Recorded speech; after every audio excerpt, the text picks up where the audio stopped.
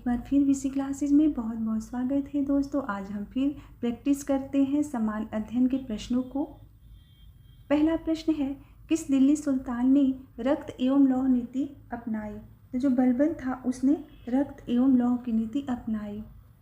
दूसरा प्रश्न है, जब उसने राजत्व प्राप्त किया तो वह शरीयत के नियमों और आदेशों से पूर्णतः स्वतंत्र था। बर्नी ने यह कथन किस सुल्तान के लिए कहा? तो इसने अलाउद्दीन खिलजी के लिए कहा था।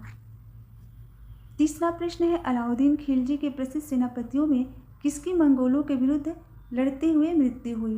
तो इसका आंसर होगा जफर खां, यानी ऑप्शन ए इसका सही आंसर है।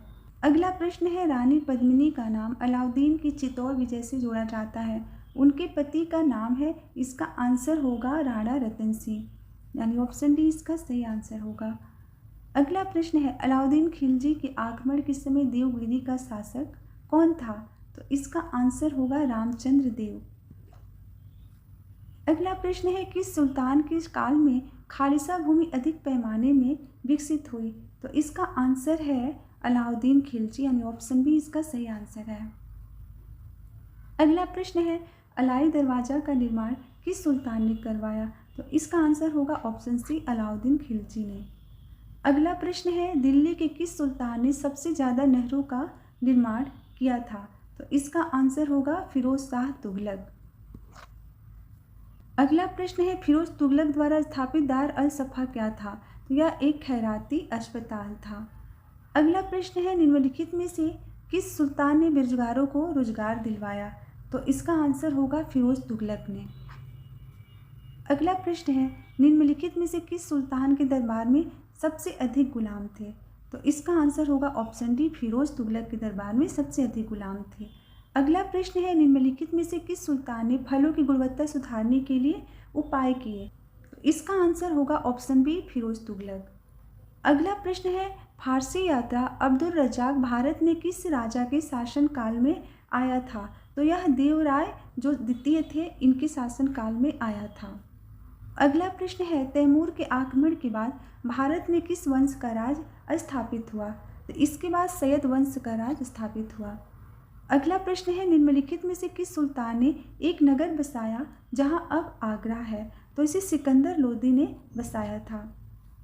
अगला प्रश्न है, विजयनगर के उस पहले शासक की पहचान करें जिसने बहमनियों से गोवा को छीना? तो इसका आंसर है हरिहर द्वितीय, यानी ऑप्शन बी इसका सही आंसर है।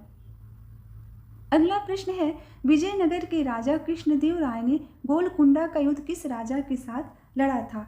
तो इसका आंसर होगा ऑप्शन ए, कुली कुतुब शाह। अगला प्रश्न है, विजयनगर साम्राज्य की वित्तीय व्यवस्था की मुख्य विशेषता क्या थी? तो इसकी मुख्य विशेषता थी भू राजस्व। अगला प्रश्न है, विजयनगर साम्राज्य का अवशेष कहाँ मिलता है? तो यह हम्पी में मिलता है। अगला प्रश्न है, दीवाने अर्ज विभाग किससे संबंधित था? तो यह रक्षा विभाग से संबंधित था। अगला प्रश्न है, शिवाजी की राजधानी कहाँ थी? तो यह रायगढ़ में थी। अगला प्रश्न है, सरंजामी प्रथा किससे संबंधित थी? तो यह मराठा भू राजस्व प्रथा से संबंधित थी, यानी इसका आंसर होगा ऑप्शन ए। अगला प्रश्न है, बहमनी राज्य का संस्थापक कौन था? तो जो अलाउद्दीन हसन था यह बहमनी राज्य का संस्थापक था।